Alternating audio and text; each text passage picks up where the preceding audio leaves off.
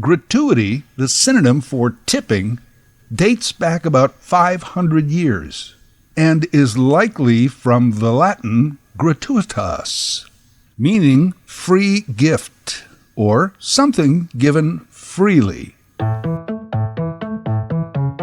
I'm Larry Fedoruk, and this is Later That Same Life.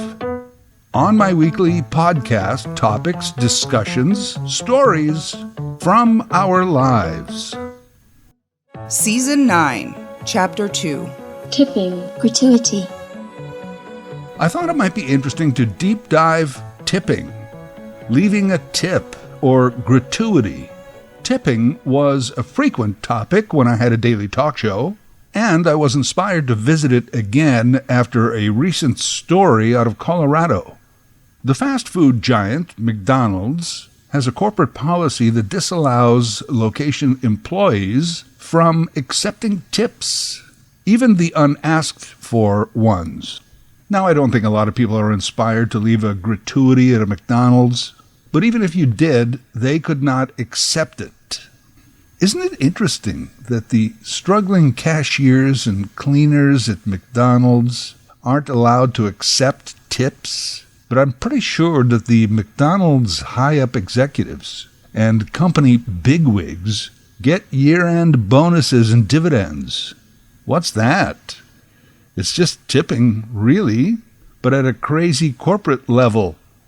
We big shots who don't really need it, well, we can get tips. But you worker bees, not allowed. Recently, the Department of Labor in Colorado overturned these bans, saying that tips, even at a fast food level, help supplement the income of low-wage earners and should not be denied to an individual. Others argued that this puts the burden of earning a living wage onto the consumer instead of the employer. Even after the Department of Labor codified the policy into law, there are still others working to ban the ban that banned the ban. In other words, many feel that if a company wants to disallow tipping at their venues, they should have the right to do so. In Colorado now, an ongoing debate among government, large corporate, small to medium businesses, low-wage employees, and the tippers themselves, we the consumer. Tips and gratuities came from and have always been about class struggle. It's true.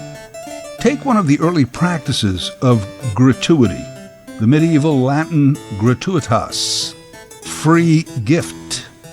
It came from a practice where a noble wanting to reward a servant who had performed superbly would invite the servant to share a drink.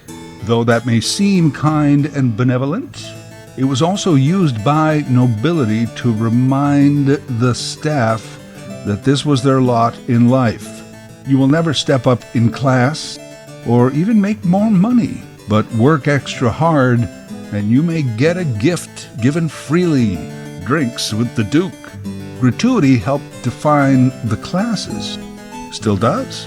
Note that it's still in practice in the McDonald's system. You may think that's where the word tipping came from, tipping a glass. But no. The most popular tale surrounding the origins of the word tipping goes thus. Tipping became a synonym for gratuity in the coffee houses of 18th century England. A practice began wherein patrons could leave a few coins, a halfpenny or two, in a small bowl to ensure prompt service. Cut down on the wait times. I want a coffee. Who wants to wait on the wait staff? Hey, I'm Isaac Newton. Who do you have to bang to get a coffee around here? I've got a lot of concepts to invent. Can you hurry it up, please? Double decaf apple syrup latte for Newman. Newman. It's Newton, damn it. Anyway, in the 18th century, English coffee houses had these bowls where you drop the coins to ensure promptness. And they were actually marked with the words, to ensure promptness. To ensure promptness, T-I-P. Eventually, the bowls were just marked as such, T-I-P bowls, the tip bowl. Then it just became the term. 3 centuries later, we still have tip bowls and tip jars at almost every coffee shop we go to, including Starbucks. Starbucks' corporate policy, oh sure, our employees can accept tips. McDonald's, no.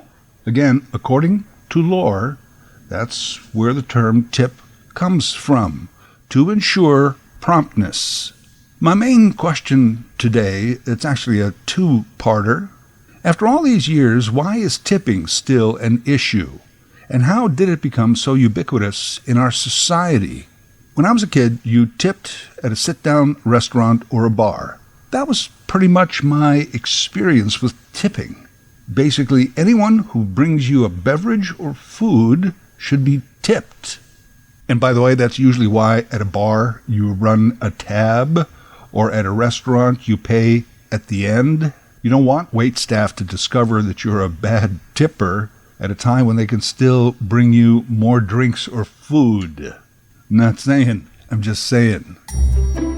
Then, as I grew and my world expanded, I found out that you tip a cab driver. You really should tip your hairdresser or barber, a delivery person. And I don't mean food delivery, I mean furniture or appliances. You tip a mover. At a hotel, you tip the bellhop. And if you're on vacation, you should probably be tipping everyone who works within a 3-mile radius of your vacation destination. If you so much as touch my luggage or offer me a greeting of any kind, I guess I owe you $5. Or is it 10 now? Hello, sir. How are you today? I'm fine. Here's $10 for asking. This is another quirk of tipping. It's supposed to be a percentage of an amount you already charged for providing the service. But then there's this entire section of service providers who don't have a direct fee. You're already paid for opening the door for me or carrying my luggage to the room. It's supposed to be a free service. So what's 15% of nothing? Nothing. So then we make up a number, $5 a bag, $5 per day during the length of your stay. Maids and cleaning staff at the hotel, you're supposed to tip them. I didn't know that for years. Here's an unverified legend. Professional golfers, mostly good tippers. Tiger Woods at a tournament, the locker room towel guy, here's a $100 bill. Shoe guy, $100 bill. Waiter, $100 bill, and so on. Tennis players, notoriously bad tippers. So in a tennis tournament, I've heard that the locker room and ball boys, they get in with the guys who have access to the trophy. And they'll take the trophy and rub it all over their private parts, ceremoniously, so that on a Sunday afternoon, when the cheap champion kisses the trophy, he is kissing their whatever. I've always loved that story. But yeah, so back to the people that we tip the most. Food service wait staff. As far as the actual bill goes, I get that I'm not really paying them directly. I'm paying for the restaurant, for the entire experience. But I'm tipping them for their direct delivery of that experience. I don't know if you know this, but that has even become an issue at some restaurants, especially the medium-priced chain places. They ask, why does the wait staff get all of the tips, when really it takes an entire staff to give the person a pleasurable experience? Some of these places have a controversial corporate policy. All of the tips are pooled at the end of the evening, then divided not only among wait staff, but hosts, hostesses, bus people, and kitchen staff. It may not be equal shares, but it's divvied up. I'm not sure I care for that system. My tip to ensure promptness is most incumbent on the server. That's who I want to tip. Anyway, you know what I mean. Food service tips are for the food servers. This is why when I go out to eat at a sit-down place, I always make sure I have cash. When my server brings me my bill, I will likely pay with debit or credit. But I always say to them, I'm adding 0 tip to this bill, but this is for you. And I hand them the appropriate amount in cash. If they have a sharing system at that venue, then it's up to them if they want to put it in the big tip bowl or if they just want to keep it all for themselves. They can do whatever they want. I don't care. I'm giving this cash to you. You're in charge of it now. And later that night, if the manager says, hey, table 5 left a 0 tip, they can just say, oh yeah, those bastards, and keep the money. Tipping in cash also keeps it off the books, if you know what I mean. Before the proliferation of credit, debit, and pay apps, cash transactions were a part of this underground economy. I mean, I'm an honest person, I pay my taxes. But you know what? The government doesn't have to have a cut of everything. For years, they tried to get their income tax share of tips and gratuities. People who made significant tips over the course of a tax year, they could decide just how much of it they wanted to declare. You had to declare some, but you could always lowball it. That is harder and harder to do today, isn't it? Debit software now actually asks you how much you want to leave as a tip. They intimidate you electronically. What? Were you thinking of not leaving a tip? The screen is asking you now, and how much. There's percentage or amount choices, and now there's a trail of this transaction for business and government purposes. Speaking of percentage, how did the percentage of what you're supposed to tip go up? Inflation? Well, yeah, but really that doesn't make sense. Inflation increases the price of goods and services, and that would automatically increase the amount of the tip. It used to be 10%. You go out and get a meal and a beer for $20, tip 10%, $2. Now the same experience is $40 easily, 10%. Now you get $4. But you can't tip 10% anymore, can you? What a cheapskate. It's 15% minimum, almost mandatory. 20% if you actually do get good service above and beyond. So the prices are higher, which automatically means the tip is higher, but that's not enough. You had to kick up the percentage to 15%. Okay, hold on, 10% is easy, that's X, and half of X is Y. Now X plus Y equals TIP. That's another reason the machines just put it up on the screen now for you. It's like, oh, come on, just tip, you Scrooge. We'll figure out the amounts and add it up. Boomers are the best tippers. Okay, boomer. Next best, Gen X. Millennials and Gen Z don't tip as well. Boomers especially will remember when tipping was an option. You could still withhold or dole it out based on the performance of the tippee. Now, tipping is not only expected in many circumstances, but demanded. You book a banquet hall for a wedding or something, gratuities are included in the fee. It's a non-government tax on you. I don't like that. Oh, I pay. I just don't like it. What happened to tips are based on good service. Tips and gratuities today are just the price of going out. I accept it.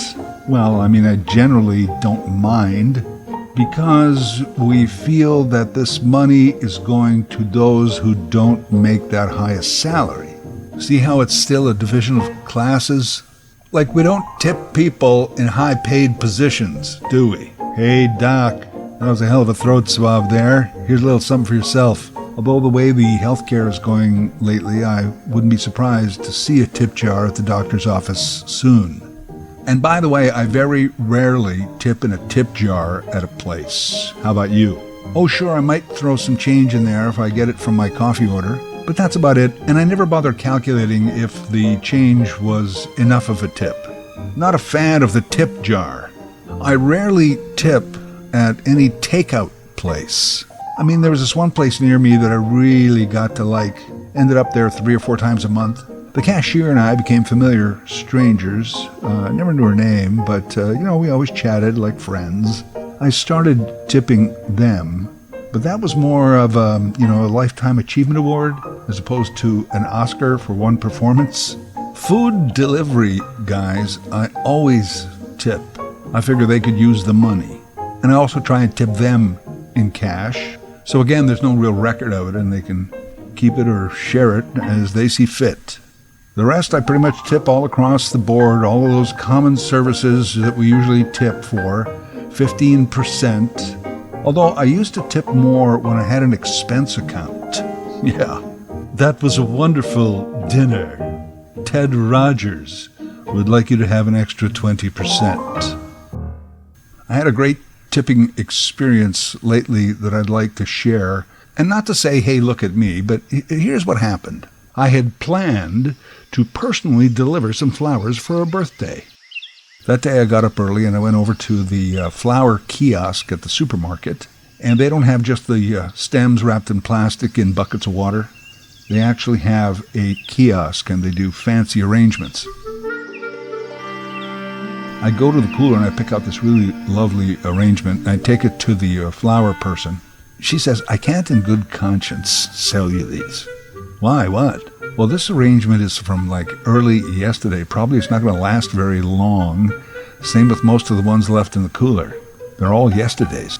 But if you give me a minute, I can make up a brand new one. And if you like this vase, I can even use that. Yeah, sure. So she starts picking from the fresh flowers that were just delivered that morning. What do you think of these? What do you think of those? I'm going to add some of this. And then she wraps it all up and adds beautiful ribbons and everything. Oh, it was a beautiful arrangement. And charges me the same amount that I was going to pay for those dying daisies. Off I go. The flowers were a huge hit. Huge. Oh my God, what a beautiful arrangement. Where did you ever get this? Oh my gosh. I take all of the credit, of course. And as I'm going home, I think, wow, that woman at the kiosk, she just made 2 people's day. And she didn't have to do any of that at all. As a matter of fact, she could have just unloaded those subpar posies on some unsuspecting customer.